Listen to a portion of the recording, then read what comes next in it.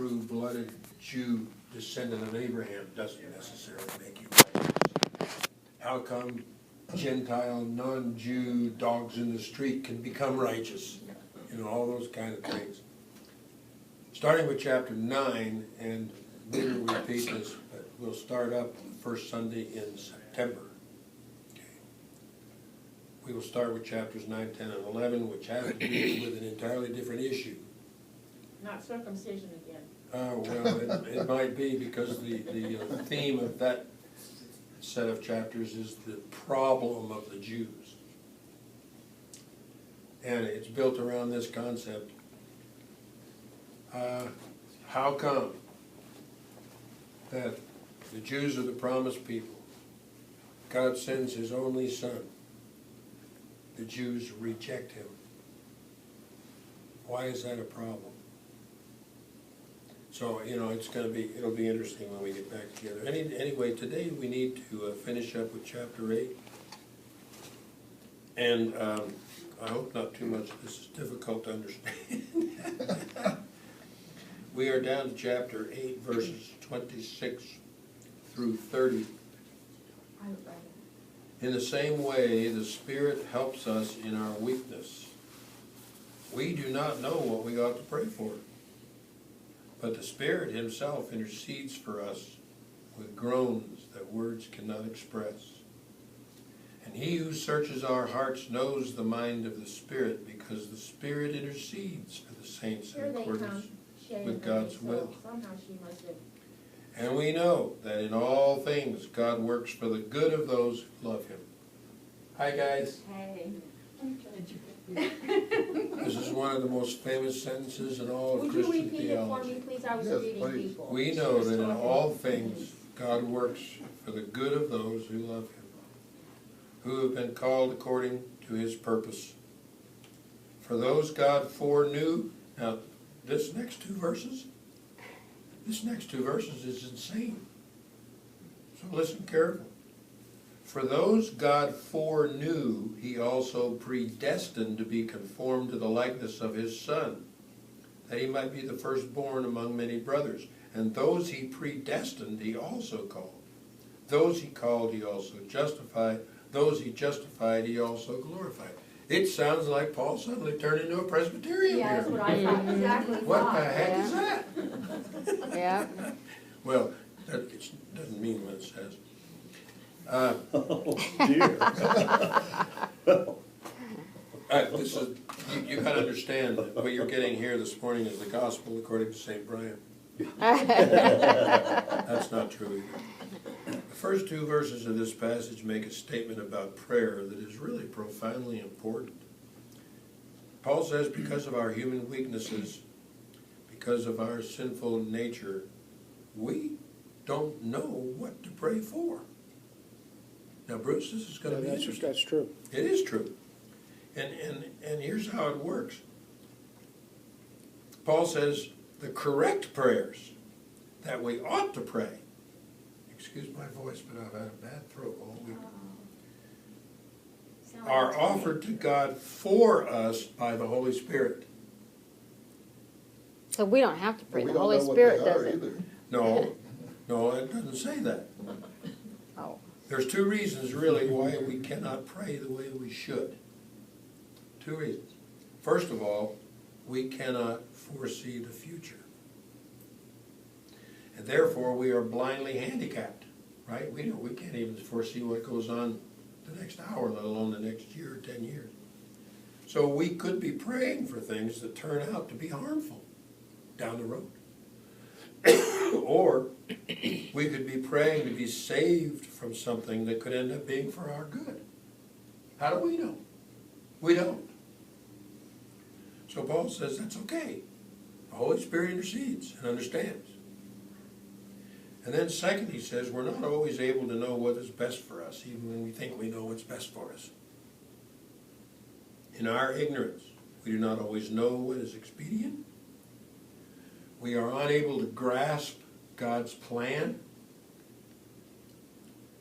We are unable to understand all of the in and outs of God's plan for us and for the world.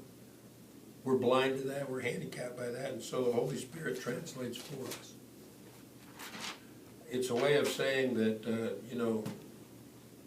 pray your heart out, but understand you don't always know what you're saying. You don't always know what you're praying for, but that's okay.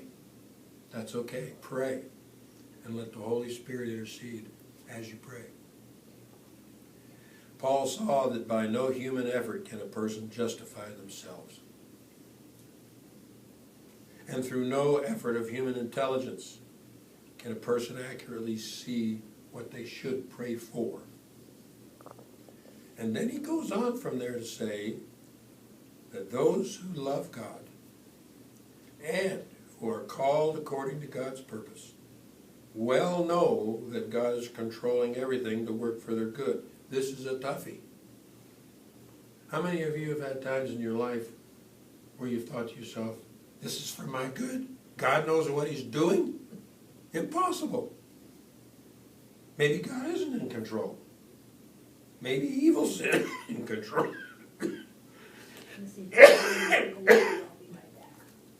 But he says people that truly love God know that God is controlling everything to work for their good. This is where we get the Christian idea that all things work together for good.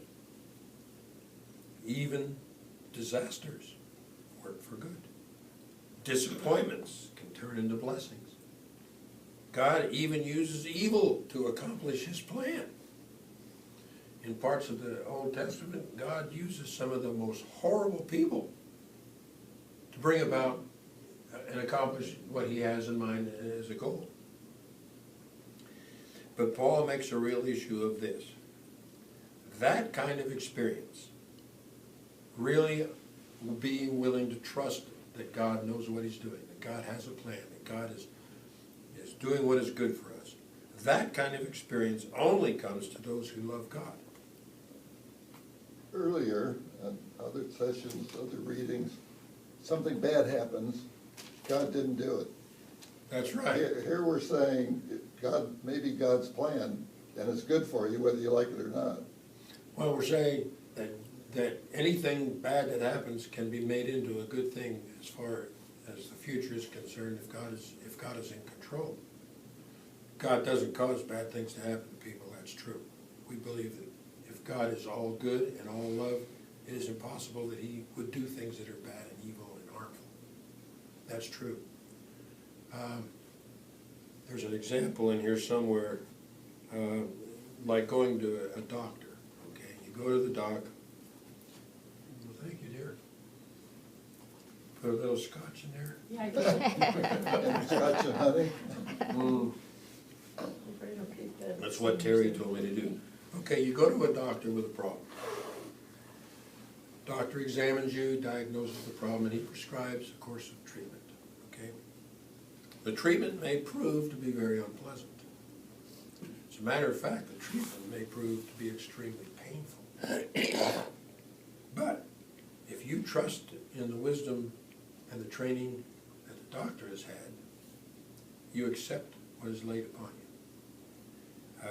You accept what the doctor tells you because you assume that in the end, after all, it's for your own good. Okay? That's just kind of a rough, raw example, but that's the kind of thing we're talking about. And also, I think God uses the people that he knows are going to give in to the temptation to do such and such, the bad thing, like Judas.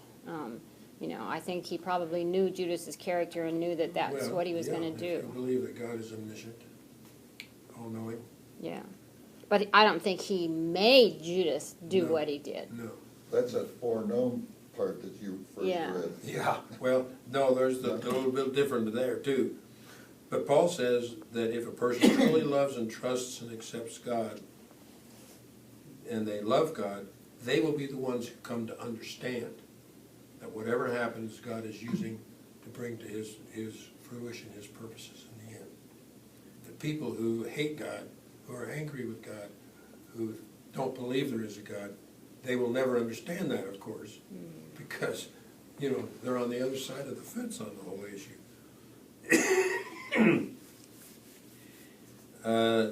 So, the lesson is a very hard one for us. Can you humbly accept all things that come your way? Can you? No. I can't. I can't. Linda and I are going through things right now. I mean, accept it. How can you accept stuff like this? You get angry. I mean, you get upset. You start questioning. You start seeing cracks appear in your trust and in your belief. And then you get scared. You know, it's a tough thing.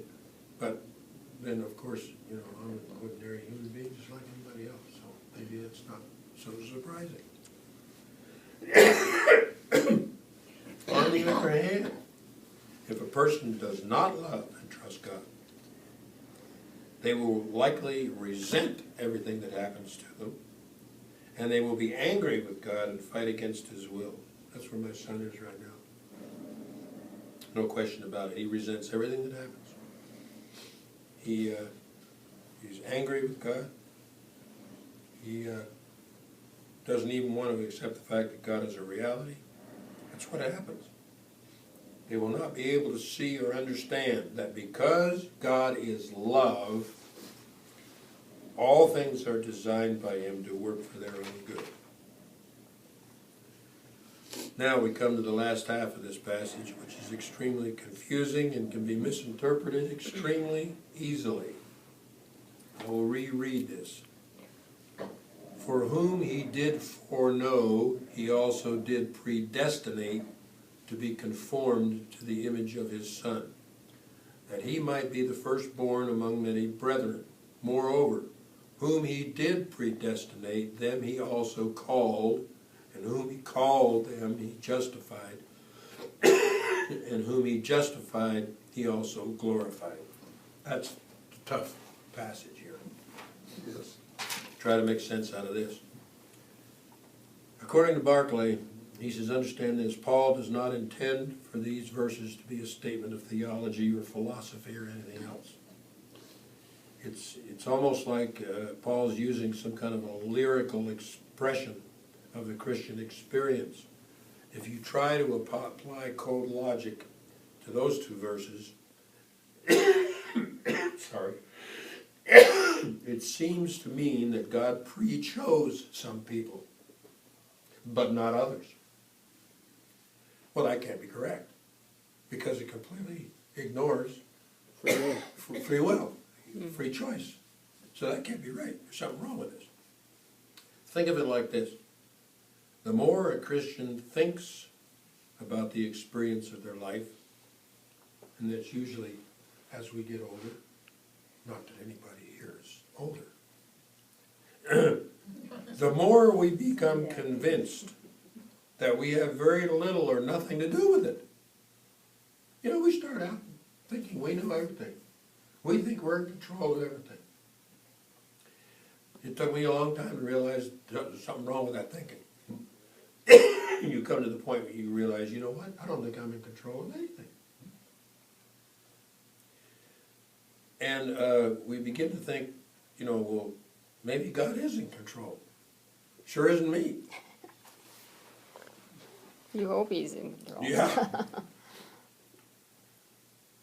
Jesus Christ came into this world. He lived. He went to the cross. He rose again. We did nothing to bring that about. That is God's work. We heard the story of His wondrous love. We did not make the story. We only received the story. Love awoke within our hearts. The conviction of sin came. And with it came the experience of forgiveness and of salvation. We did not achieve that. All is of God. That is what Paul is thinking of when he speaks here.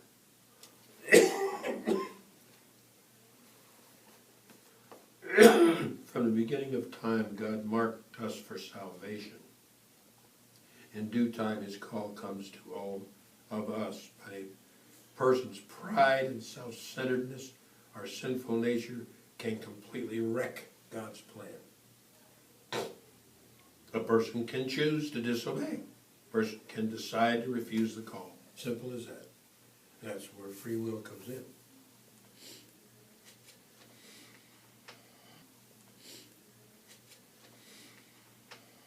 Okay.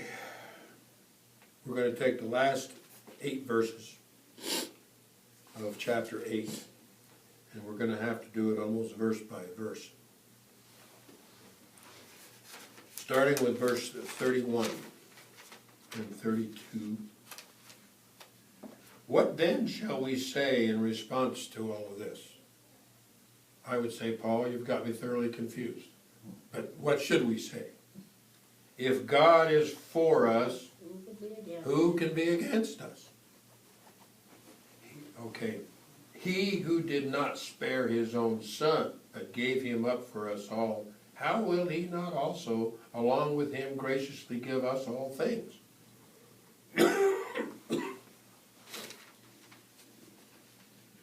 These are the very words that God used of Abraham and would have much greater meaning to the Jews. Do you know why? Remember back to the story of Abraham? When Abraham proved his utter loyalty by being willing to sacrifice his son, Isaac, at God's command, God said to Abraham, "You have not withheld your son, your only son, from me." So Paul seems to say, think of the greatest human example in the world of a man's loyalty to God. God's loyalty to you is like that. Just as Abraham was so loyal to God that he was prepared to sacrifice his dearest possession, God is so loyal to men that he is prepared to sacrifice his only son for them. Surely we can trust a loyalty like that for anything. That would have been a sensible thing to the Jews because they would have been familiar with the story of Abraham. Verses 33 through 35.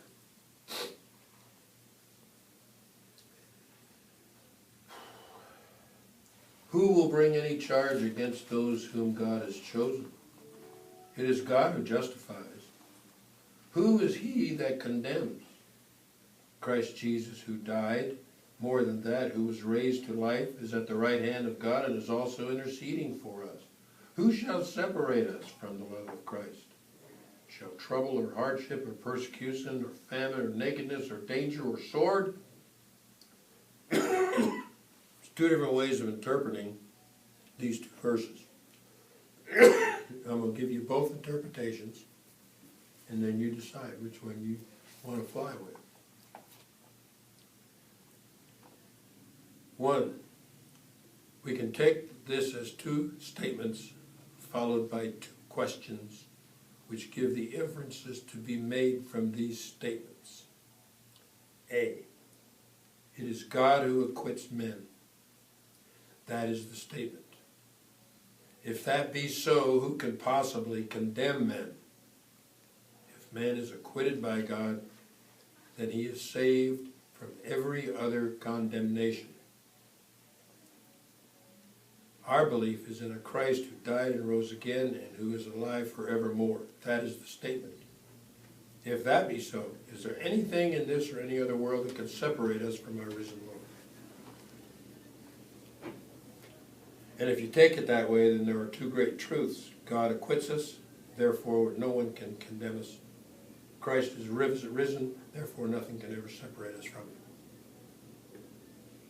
But there's another way to take this. God has acquitted us. Who then can condemn us? The answer is that the judge of all men can condemn us, which is Jesus Christ. He is the one who has the right to condemn. But so far from condemning, he is at God's right hand interceding for us. And therefore we are safe. In other words, the only entity or whatever that has the right to condemn us is Christ. But he doesn't. He doesn't. He intercedes for us. So we're safe. We don't have to be afraid. But we've already been acquitted. We are acquitted by God. And for me, it's pretty good news that I'm not going to be condemned by Christ because he has the right to do it, and I got a whole lot of things to be condemned for. Excuse me. Now in verse 34, there's an interesting note here. Who is he that condemns? Christ Jesus, who died, more than that, who was raised to life, is at the right hand of God and is also interceding for us. It's interesting to note what Paul is saying here. He says 4 things about Jesus. He died, he rose again, he is at God's right hand, he makes intercession. Does that sound familiar? Does that sound familiar? He was crucified, dead, and buried. The 3rd day he rose from the dead and ascended into heaven and sitteth at the right hand of God the Father Almighty, and from there he shall come to judge the quick and the dead. Well, guess what? This is where the Apostles' Creed starts, in these words of Paul. But Paul takes on the judgment part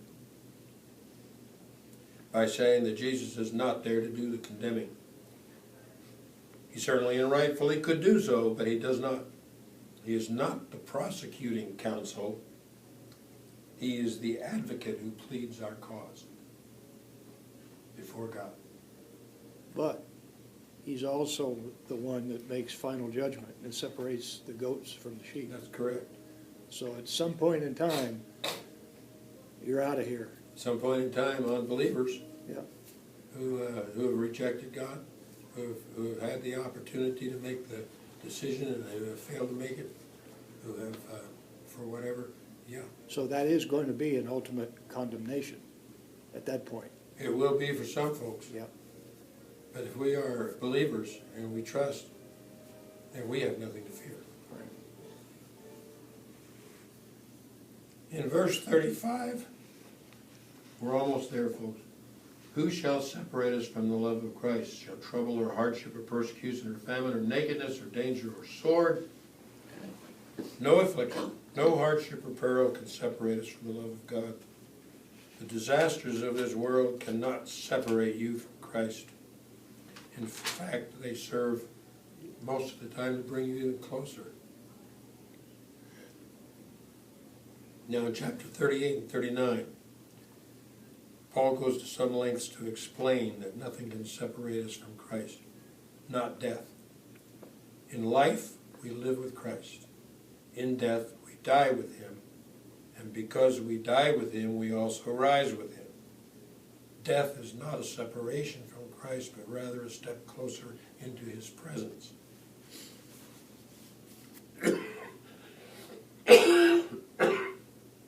Paul goes on to say, not angelic powers. Angelic powers? What the heck is that? Does anybody know what an angelic power is? Sounds like a group of angels. Well, the Jews had a very complicated and very detailed belief in angels. In fact, everything had its own patron angel. Wind, clouds, snow, hail, thunder, lightning, cold, heat, spring, fall, everything had its angel. And it was held that even a single blade of grass had its own angel. And according to Jewish tradition, there were 3 ranks of angels. This is not anywhere in the Bible, though. No. There's nothing mentioned about No. them, I don't think, right? The highest rank included the cherubim and seraphim. The second rank, powers, lordships, and mights. And the third, archangels and principalities. That's the way they broke it all down, see? And here's the bottom line, the part that means anything does. Angels were thought to be hostile to mankind. Hostile. Not our view of being protectors or guardian angels or anything. They were hostile to mankind. They were angry when God created man because they did not want to share God with anyone. Now that's... Doesn't sound like the angels I know. No, Yeah, no. right. And since my wife calls me an angel, I would agree with you. But anyway, that was Jewish tradition. So now we can see why Paul makes this comment that not even angelic powers can separate us from Christ. We don't understand what he's saying there, but the Jews would, because they understood what he meant by angelic powers. Paul says not things present or things to come. Again, this goes back to the Jewish concept of the present age and the age to come. The day of judgment and the new world.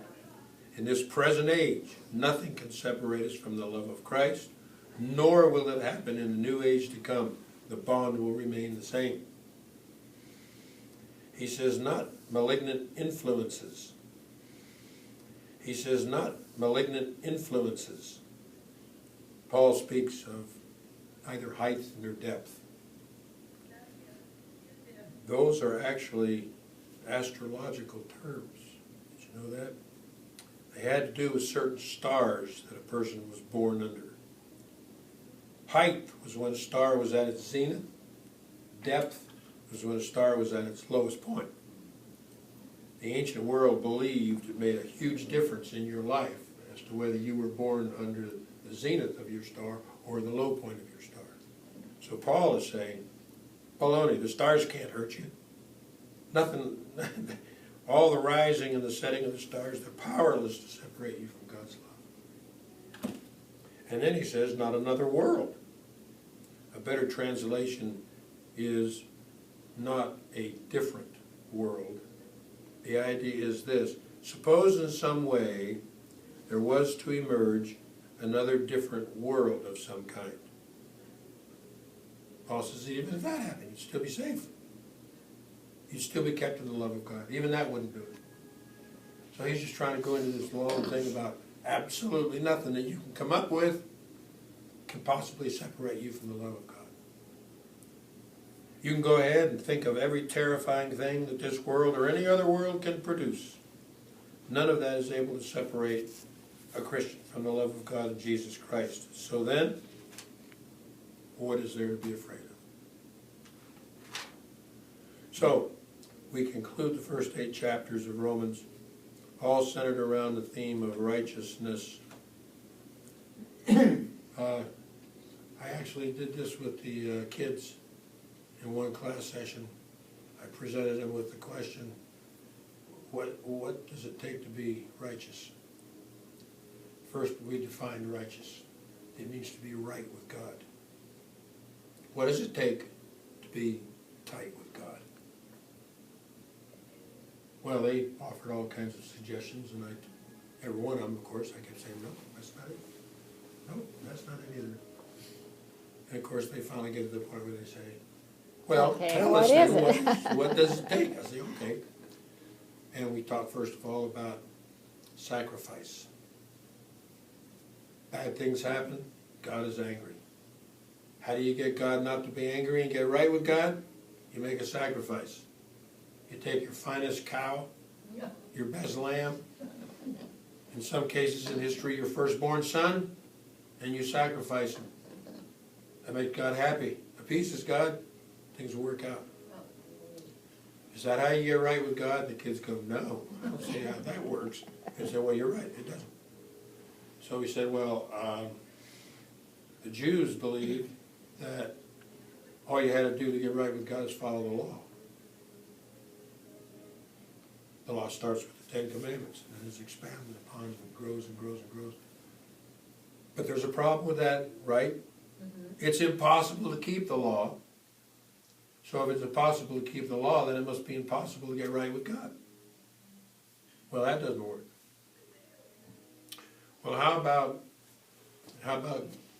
good deeds? How about if you spent your whole life doing just good things, nice, kind, caring, compassionate things for people? Can you get right with God doing that? No. And the kids say, oh yeah, that sounds pretty good. Yeah, sorry, no, that doesn't work. Doesn't work either. And the reason being is that you cannot earn the right relationship with God just by something you do. So we went through this whole thing all the way down the line. And the kids were getting more and more frustrated all the time. And Mr. Fox, come on, just tell us, what do you have to do to get right with God? And I said, well, I've got some bad news for you. Nothing. Nothing. There's nothing you can do in your entire life that gets you right with God. And kids go, what? There's nothing. And they said, well, I said, now wait a minute, that's the bad news. You haven't heard the good news yet. They said, what's the good news? I said, God can do something. You can't, but God can do it. And that's where God's grace comes in. He offers you the right relationship, free of charge. All you gotta do is accept it, and you can be right with God. So, you know, we went through this whole thing with the kids, and kind of at the end they were, "Phew, we thought we were really in trouble." There for a while. Anyway, we're going to start up in September with the next 3 chapters, which is the problem of the Jews. You said that at the beginning, but you Right. won't say it again, The okay. Jews, after all, were God's chosen people. That must mean that they held a very unique position in God's purpose and plan. And yet, when God's Son comes to them, they reject him. And they were instrumental in his crucifixion. So how can we explain this tragic paradox?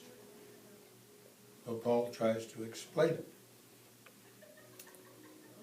Understand this before we get into that next, after the summer. Paul does not write these chapters in anger. He's not angry with the Jewish people or the chosen people. He writes these chapters out of heartbreak. You know, he's a Jew. And a Pharisee at that, and he's come to understand. And it breaks his heart that his people have done what they've done, that they refuse to accept God's Son. Well, most of them. There was always a small number. And I think Paul would have been willing to give his life if it would serve to bring his Jewish brethren to Christ.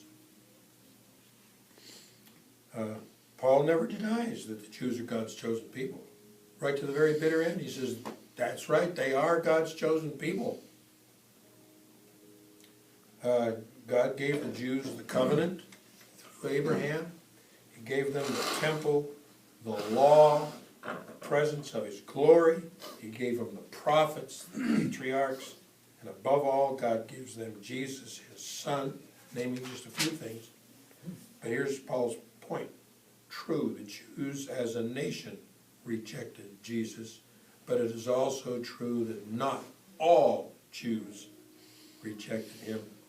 Some received Jesus and believed, Paul being one. And after all the early followers and all the early Christians were Jews. We were talking a little earlier out in front. You know what? If it hadn't been for Paul, the whole Christian movement very well may have died. Very well may have died. Because Paul is the one who vociferously pursues taking Christianity to the Gentile world. If it hadn't have been for that, Christianity would have been nothing but a very small sect within Judaism. And today, if you know anything about the Jewish world today, there's probably a continuum of 20 different kinds of Judaism. Christianity would have just been another little piece of it. It existed at all. So it is Paul who comes to the point of saying, and not in so many words, but of saying, it is the Gentiles who become the chosen people. Yay! Not because they are blood related to Abraham. Not because they're related blood by blood to Abraham. Not because they do or not keep the law of Moses. But because in spirit they have kept the same covenant that Abraham kept with God. And he goes even further by saying there are some Gentiles who are better Jews than Jews. And there are a lot of Jews who aren't Jews at all. He just, it's an interesting argument. Anyway, you guys have a great summer. You too, Brian. Yeah, thanks, Brian. Somewhere down the road in September. I don't know what the date is, but it's the first Sunday in September. Okay.